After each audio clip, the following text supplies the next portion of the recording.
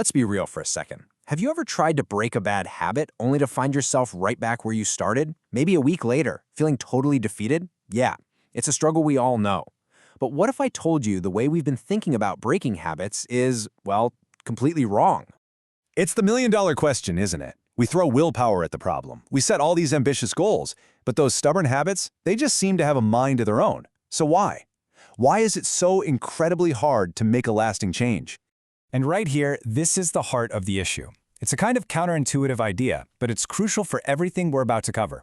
You can't just eliminate a bad habit. It's not something you can just destroy or willpower your way out of. No, you have to transform it.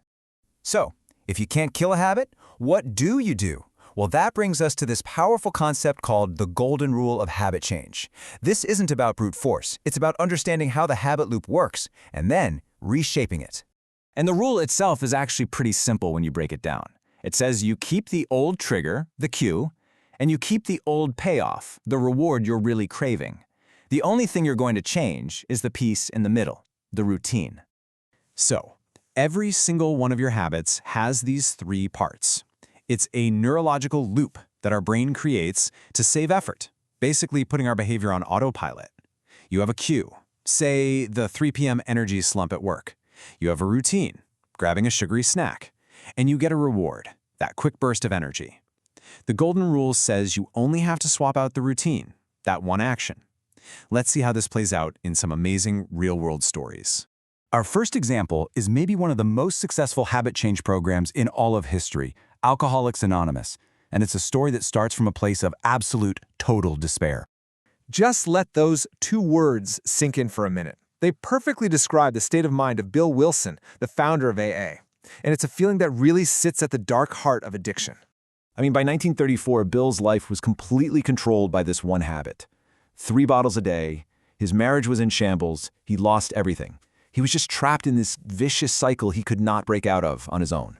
So, this is the key question you have to ask. Why was he drinking? Was it really just for the alcohol itself? The sources say no. He was craving something much deeper.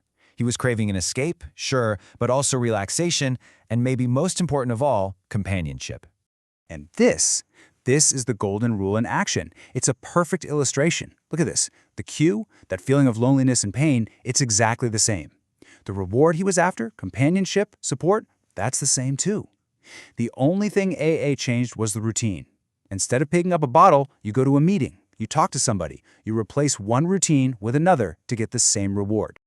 Okay, so let's shift gears from something so deeply personal to a completely different arena, professional football. This is the incredible story of how coach Tony Dungy used the very same principle to turn a team of so-called losers into champions.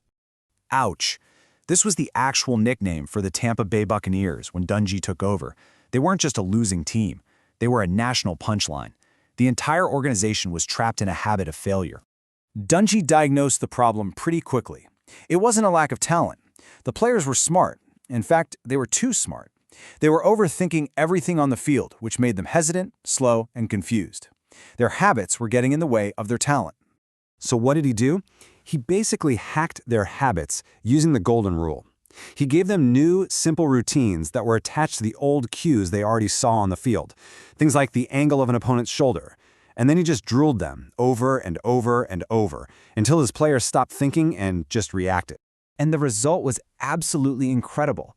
By replacing those old, slow, hesitant mental habits with new, lightning-fast, automatic ones, Dungy totally transformed the team. They went from being a joke to one of the most dominant teams in the league. Okay, so this all sounds great, doesn't it? Just swap out the routine and you're golden. But there's a catch. What happens when life gets really hard? When you're under extreme stress? Is that new routine really enough to hold up under all that pressure? And that leads us to the final and maybe the most important piece of this whole puzzle. It's the secret ingredient that makes a new habit stick for good, and that is the power of belief. Think about it. When you're dealing with a family tragedy or insane pressure at work, or you're just feeling completely overwhelmed, your brain is going to look for the easiest, most familiar path. And a lot of the time, that's the well-worn path of your old, bad habit.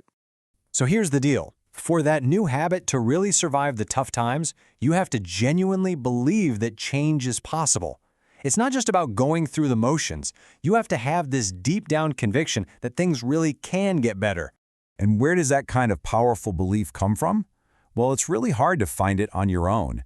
It's often born in a group, in a community. When you're in an AA meeting and you see other people who have been sober for years, or you're on a football field and you see your teammates making the new plays work, that gives you the proof you need to keep going. So to bring this all home, let's use one last really powerful analogy.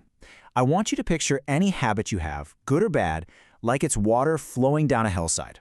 The first few times you do something, the water just trickles down. But every single time you repeat that behavior, that little trickle carves a deeper and wider path. Before you know it, you've got this deep channel, this groove. And now, whenever it rains, whenever that cue happens, the water just automatically rushes down that path without a single thought. Following the golden rule, well, that's like taking a shovel and starting to dig a brand new channel right next to the old one. And yeah, at first, it's hard work. It takes real effort to get the water to flow down that new path. But if you keep at it, and you have that belief that you can do it, eventually that new channel will become even deeper than the old one, and pretty soon all the water just flows there, naturally. And that leaves us with one last question for you. We all have these channels carved into our lives, these paths we follow automatically. So, knowing everything you know now about the cue, the routine, the reward, and the incredible power of belief, what new channel are you going to start digging?